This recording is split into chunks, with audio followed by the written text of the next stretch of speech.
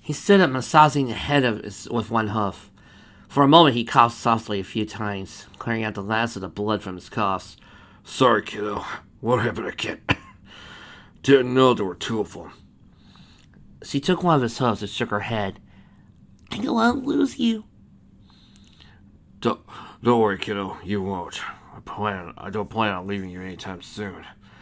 Thought I told you that already. He answered calmly as he could, while still repressing the urge to cough.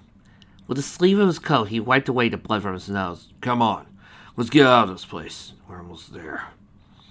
Lucky didn't reply as he walked down towards the exit. He looked down with worry. Truly, she felt scared for him. Even if they were so close to their destination, an awful feeling rolled around inside her. And as she trotted up to his side, it bothered her. Maybe it was her fear inside her, the fear of losing him. She wasn't sure, and only time could tell if they made it or not. Going down those dark sewer tunnels, though, she felt that this part of the trip had been the longest thus far, and the most challenging. The heavy cast iron lid of the sewer in the middle of the road lifted up into the side. Out from the hole immersed Wester, who stuck his head out to scan the area. The cool, dry breeze blew against his long brown mane. For a moment, everything seemed safe, and only the same sort of blasted wagons and ruined buildings of the city surrounded them. It looks safe, Wester called down to Lucky. One by one, they came out of the old sewer hole. However, Wester still felt pain fester inside his head, yet he ignored it. Though as time went on, it seemed that the more he tried to ignore it, the more worse it became. But to keep Lucky calm, especially when they were so close, he had no sign to indicate that the pain bothered him. Finally out of the sewers, the two inspected their surroundings. Behind them was the bridge the raiders were at, and almost half a mile away was the massive steel gate of Ironstead. The gate itself was at the very end of the road. Taller skyscrapers stood tall alongside each of them. Iron wagons beaten, knocked over, or demolished littered the long path ahead of them. Wester's legs felt weak. He could tell it was becoming difficult to move. Raising a hoof to his eyes, he tried to view the gate of the town where he stood. This is it, Lucky. We're almost there. He yelled tiredly, with a heated sweat starting to build on his brow. Lucky glanced up at him uncertainly. Putting her hoof to her head, she felt the hot temperature on his brow. Wester, you're burning up. Maybe you should sit down. He shook his head and started to walk in the direction of the gate. No, he insisted. We're almost there. We can make it. She didn't feel right seeing him in such a bad state, but they needed to keep moving. The destination was right before them. All they needed to do now was reach it. As they continued on, more and more, they realized that skeletons littered the streets. While the corpses of this nature were a common sight in the waste, these particular specimens were permanent. Each was armed and clad in bloody, roughly configured armor made of scrap, possibly ponies who had in the past carried the ghouls that surrounded the area. One even lay with an armed and loaded rocket launcher. Could these ponies also be raiders? Or were they something else? The armor suggested they were raiders, for even the armor was covered in crude and perverted symbols. Wester didn't seem to notice, for even his walking had become sluggish. Each step he took seemed to be more of a shuffle than an actual step. He just kept moving straight, taking a step over the armored skeleton with a rocket launcher. Wester tripped. He fell flat on his face, though his trip had managed to trigger something. The weapon beeped loudly. A loud click fired the rocket. Wester got up, recovering himself. Whilst rubbing his sore face, the rocket flew towards the bridge. Lucky and Wester saw it as it soared through the air, before moving into contact with an old flight wagon that had been stuck on the main support beams of the bridge. Both of them flinched as the explosion echoed clearly through the silent landscape. In addition to the loud explosion, the wagon fell down from the top of support, and crashing down destructively against the ground. Both parties looked back at the bridge nervously. Wester blinked and said, "Maybe nothing heard that." Wester was really interjected by the sound of a powerful gunshot. One of the old glass windows of a wagon next to them exploded to pieces following the fired shot. Not too far off from the persistent, they could hear the sounds of ponies crying out in rage. And over the bridge, they saw raiders they had so desperately tried to avoid. They were in full gallop, weapons armed and ready to kill. The two ponies' eyes widened in terror. Run, Lucky, run! Lester cried. Together, they gave all they could to run away from the oncoming raiders who charged them. Lester's feeling of weakness slowed him, almost to the point of a light jog. Lucky didn't want to leave him, or anyway abandon a friend. She nudged him earnestly, with desperation in her eyes. Come on, Lester. We're almost there. You can do it. Lester was huffing and panting heavily. I'm trying, kiddo. Bullets soon started to fly by them. At the pace they went at, the raiders were already caught up to them. The bullets hit the rusted metal of the wagons around them, sending out sparks and chipped metal flying. Lucky looked back one more time to see how much the ground the raiders had covered. Only to her surprise, the once intimidating sound of bloodthirsty uproars were replaced with the sound of agonizing pain and mayhem. A sense of great fear overcame her at that instant. For it was not just the raiders that had the rocket go off, but a large school herd as well. The very same that the raiders had remained cautious of. Lester, we gotta run. Come on! She urged him. He was wheezing unnaturally, giving out small coughs as the sweat on his brow became worse. The gunshots of the raiders could be heard as they desperately tried to fight off the herd. Though second by second, the gunfire slowly faded. Lucky could see several ghouls detach themselves from the main herd, madly dashing their way toward them. The ghouls' speed was quick.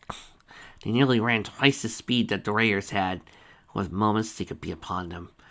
Lester quickly glanced back at the horrifying monsters come quickly toward them. Looking back to his gate, he saw how much further they needed to go. They still needed to cover another 500 feet of ground before even coming close to the gate. Even before they could get to 100 feet, the ghouls were caught up with them. Seeing the condition he was in, he stopped. Sweat dripped down his face. He stood there, a contemplative look spread across his face. Lucky halted, and in panic took his foreleg and pulled on. Come on, Lester! Come on! They're coming! He was breathing heavily, coughing small but hoarse coughs as he spoke. No, kiddo. You have to go on. She looked up at him in shock. What? No, I can't leave you. You need to come on. We're almost there. They're coming too fast. I won't make it. Not like this. Tears began to roll down her gray cheeks. No, you can't stay. We can still make it. Lester looked toward the ghouls who were almost on them. He gritted his teeth as tears built up in his eyes. By now, even if he tried to slow them down, one or two of them would get to her, and he wouldn't let a single one of those monsters touch her. In a low, unsteady voice, he whispered, Lucky, I'm sorry. She looked at him, eyes wide, tears flowing down from her eyes. Forcefully picking her up, he took her to one of the wagons next to him. One that had an enclosed cabin with dirt windows and doors. There she could be protected from what he was about to do. She kicked him viciously. Lester, put me down. Don't do it. Please don't. Please. Opening the door to the wagon, he pushed her inside and slammed the door shut. Then getting an old metal barrel next to the wagon, he pushed it in front of the door. Looking back to her one more time, he said, I'm sorry. She got up, and from inside the wagon, she pounded on the window, crying, Lester, you promised me, she whimpered. Lester had tears run down his cheeks as he stood there, ready to embrace the oncoming herd that charged toward him.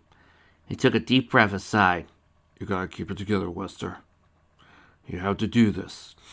For her. Closing his eyes, he could hear the heavy pounding steps of the nightmare's creature. Softly, he sang to himself as the aura around his horn grew brighter. His eyes soon started to glow, and as he felt the magical energy flow from inside him, he faced the ghouls. Large tears rolling down the side of his face, he cried, blasting them with powerful beams of pure magical energy. He sung, Here I stroll down this lonely road, searching for a home. Then I found you all alone, soaked to the bone. Each ghoul was hit with the magical energy, slowly vaporizing into piles of pure white ash. We ran on through the world together, seeing a world I never saw. Oh, we made up new numbers, and we gazed upon the water in everlasting awe. Now we walk on through the days like an everlasting. As the last few ghouls dissipated into dust, his energy began to subside, and the once brightly glowing aura in his eyes and horn faded. Dream. He muttered, feeling the energy slowly disappear, his body consumed with pain. He fell to the ground. Lucky was determined to get to him, and taking the knife he had given her, she used the hilt to break the glass. With the blade, she cleared away any extra parts of the window. Jumping out of the wagon, she rushed to his side. Holding his head with her host, she looked down now, smoldering piles of ghouls, now turned to ash surrounding them. Lester was coughing large amounts of blood from his mouth. Her tears fell down onto his coat as he spoke to him. "Lester, I thought you said you'd never leave me." His hoof was trembling terribly, and brushing her yellow mane to the side, he said as warmly as he could, Don't cry, kiddo. I promised myself I'll always protect you. She buried her face into his chest and cried, "I'll let you go. You're my only friend." Shh. He replied, softly resting his hoof on her back. You can still make it. I'm sorry I couldn't make it with you. I'm sorry. Please, make it. His voice became weak, until his coughing and spitting stopped altogether. She rose up slowly from his chest and looked at him, sobbing. "Lester?" she muttered. She shook him gently. "Lester?"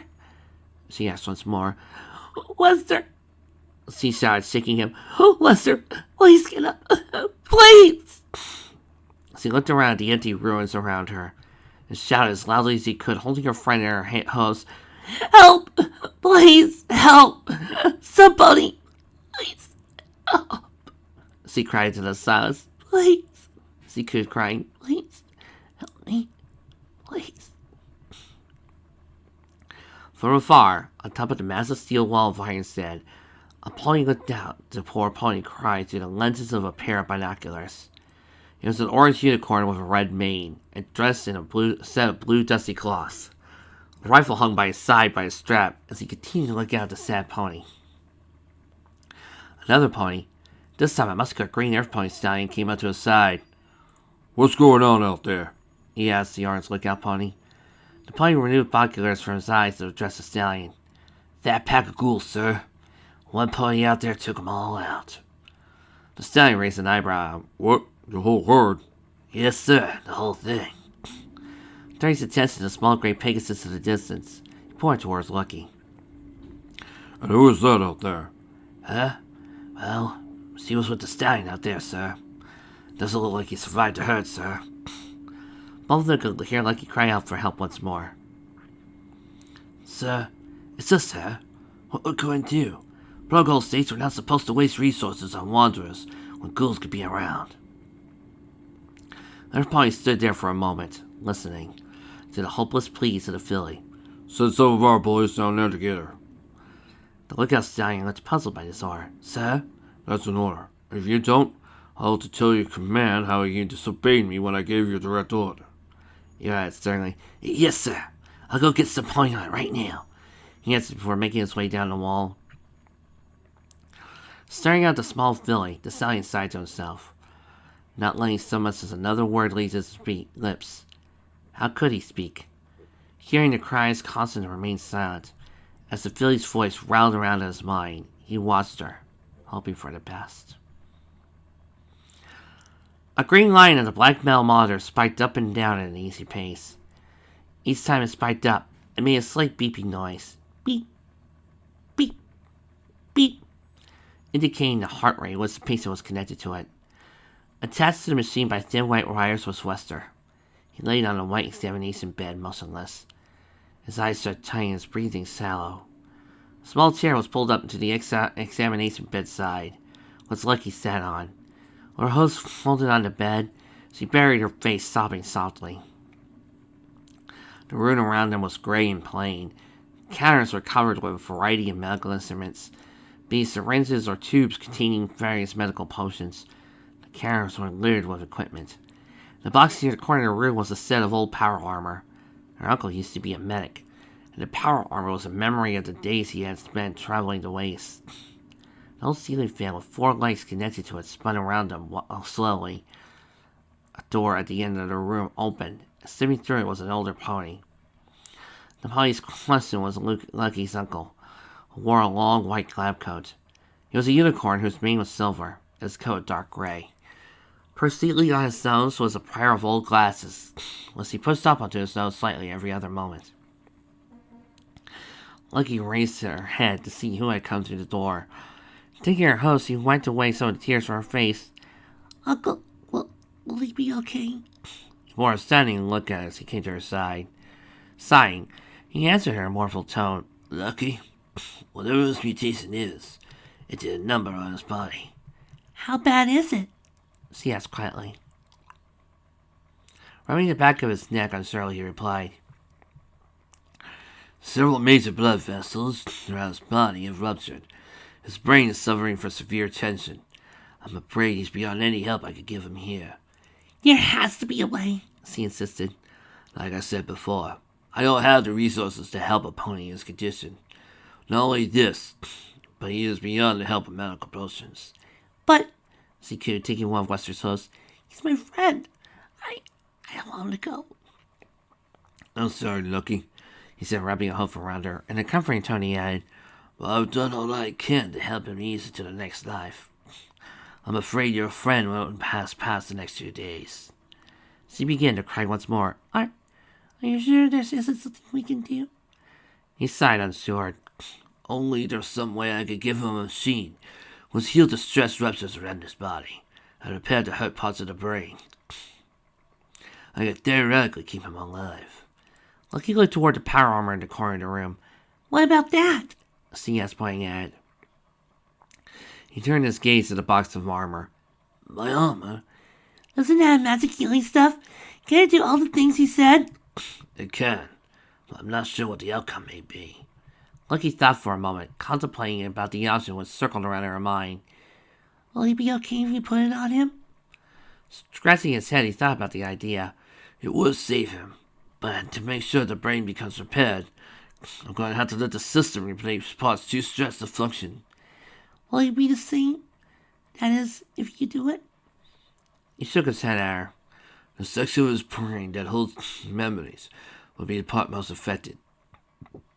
Some parts of his personality will stay, but I can't guarantee he'll remember you or anything you've done together." Lucky found it hard to speak. When the sadness inside her made her choke up. "Will he be able to live normally?" "He won't be himself completely, but yes, he'll still have to eat, drink, sleep, and rest like any other pony." "Will he be able to live happily?" "It is possible, I can't say for sure." She smiled, looking at her friend respectfully. "As long as he's able to live a happy life." "So you want me to do this, even if he doesn't remember you?" "Don't care if he forgets me," she added, giving off a warm smile. "I just want him to be happy, because I gotta protect him now. He's my friend, and I won't leave him behind." "If this is what you truly want for your friend, Lucky," her uncle said, hugging her, "I'll do it. I'll try and save him." The gray pig's stopped her story, smiling. Rocking back and forth on her chair, she had a few tears worm calmly down her cheeks. "Well, kids, that's the story." Both kids folded their forelegs and pouted. "Last time you left it at the same place. I want to know how it ends. Were they happy? Did you make it out okay? What happened?" Glittership exclaimed. "Yeah," Conway agreed. "I want to know how it ends. Were they happy in the end?" "Listen, kids, you asked for the story. I told you the story. If you don't like it, make it ending up." "But Lucy!" Both ponies began to beg and innocent. A few more tears rolled her cheeks. He said, "Listen, kids," I said. "Were they happy in the end?" the armor stallion asked. Looking at the stallion, she sat there speechless. "Were they?" "Were they?" the stallion asked once more. Smiling at the stallion, she gave him a loving smile. At first, she didn't say anything, though, looking at him in her uncle's armor, building up the will to speak, she answered him. "Yes, Wester?" "They were."